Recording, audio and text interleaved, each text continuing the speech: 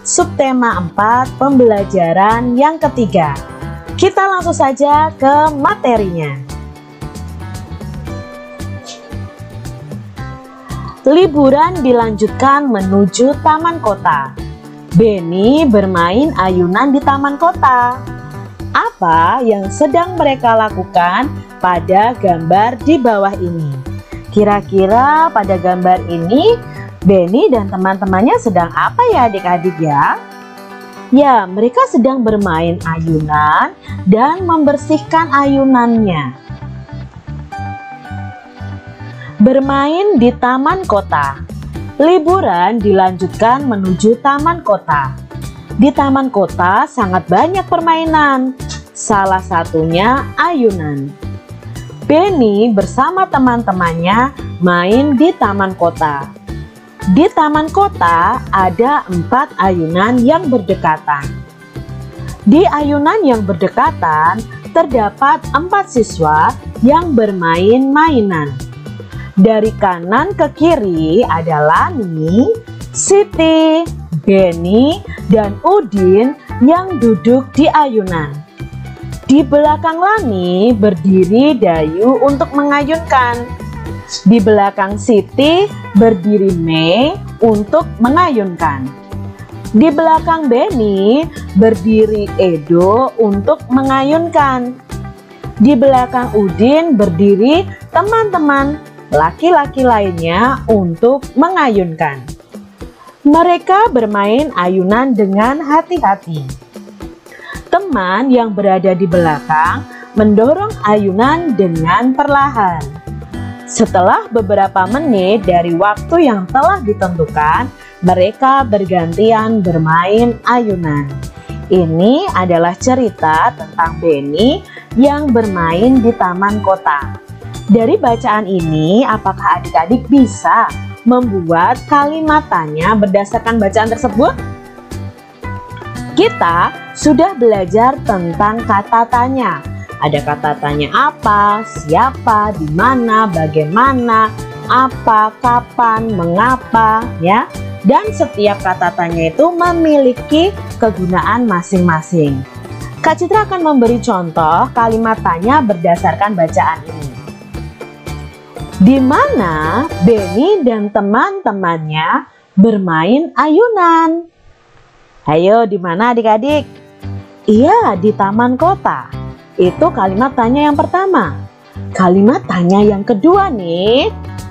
Siapa yang berdiri di belakang Lani? Ya, yang berdiri di belakang Lani adalah Dayu. Adik-adik bisa membuat kalimat tanya lain berdasarkan bacaan tersebut. Nah, di sini ada pertanyaan yang akan kita jawab bersama-sama. Apa yang sedang dilakukan Benny? Ya, Benny dan teman-temannya sedang bermain di taman kota. Siapa yang duduk di ayunan paling kanan? Ayo, tadi dalam bacaan tadi siapa yang duduk paling kanan? Ya, ada Lani. Lalu pertanyaan yang ketiga, siapa yang duduk di ayunan paling kiri? Nah, siapa yang duduk di ayunan paling kiri? Ya, yang duduk di paling kiri adalah Udin. Lalu pertanyaan yang keempat, siapa yang mengayunkan ayunan Benny? Ayo, siapa yang mengayunkan ayunan Benny? Ya, yang mengayunkan ayunan Benny adalah Edo. Pertanyaan yang kelima, siapa yang mengayunkan ayunan Siti? Nah, siapa yang mengayunkan ayunan Siti? Ya, yang mengayunkan ayunan Siti adalah Mei. Nah, itu tadi pertanyaan berdasarkan isi teks bermain di taman kota. Kita akan cari tahu makna kata dari kata yang ada dalam bacaan tadi. Kata pertama adalah taman. Apa sih arti taman? Taman adalah kebun yang ditanami dengan bunga-bunga dan tempat yang sangat menyenangkan. Itu pengertian dari taman. Misalnya, adik-adik bisa membuat kalimat dengan kata taman. Contohnya adik-adik, aku pergi ke taman bersama keluargaku. Kata yang kedua adalah kota. Nah, kota ini artinya apa ya? Kota itu artinya daerah pemukiman yang terdiri atas bangunan rumah yang merupakan kesatuan tempat tinggal dari berbagai lapisan masyarakat. Kalian bisa membuat kalimat dengan kata kota seperti contohnya ini. Aku tinggal di kota Semarang. Ayah pergi ke kota Jakarta. Itu penggunaan dengan kata kota. Lalu ada kata ayunan. Apa itu arti dari ayunan? Ayunan itu mainan untuk berayun-ayun artinya. Contoh kalimatnya, adik sedang bermain ayunan. Nah, itu tadi 3 kata yang harus kita ketahui arti atau maknanya.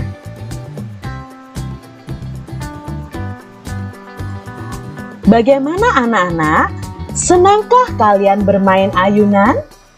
Sekarang kita akan melakukan pengamatan tentang keragaman benda pada ayunan, kata Bu Guru.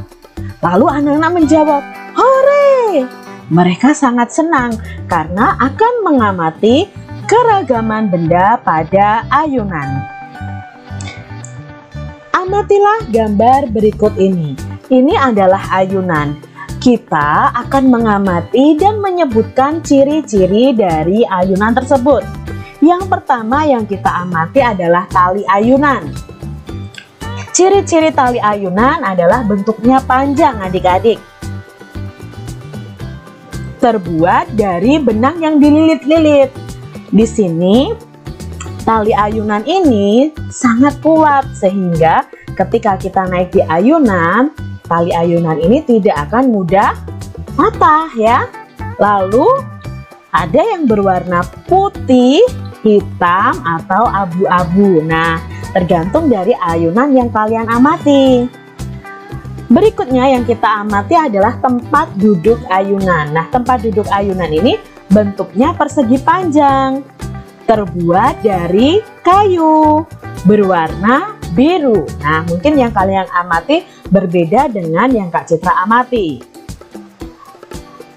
Berikutnya yang kita amati adalah tiang ayunan.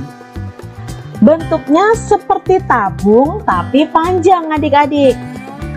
Terbuat dari besi dan sangat kuat. Berwarna abu-abu. Berarti bisa kita simpulkan bahwa tali ayunan, tempat duduk ayunan, tiang ayunan itu termasuk dalam benda padat. Nah, benda padat jika dipindahkan ke berbagai tempat, bentuknya tidak akan berubah-ubah. Ada benda yang kuat, ada juga benda yang tidak kuat. Warna dari benda-benda ini itu berbeda-beda. Itu tadi kesimpulan yang bisa kita simpulkan saat mengamati ayunan. Benny, coba lihat ke bawah. Pasirnya bagus ya, seperti pasir di pantai. Benar, ini bisa digunakan untuk membuat kotak tisu pada lapisan luarnya. Nah, di sini Benny dan teman-temannya akan membuat kotak tisu yang dilapisi dengan pasir. Apa saja ya yang diperlukan dalam membuat kotak tisu ini?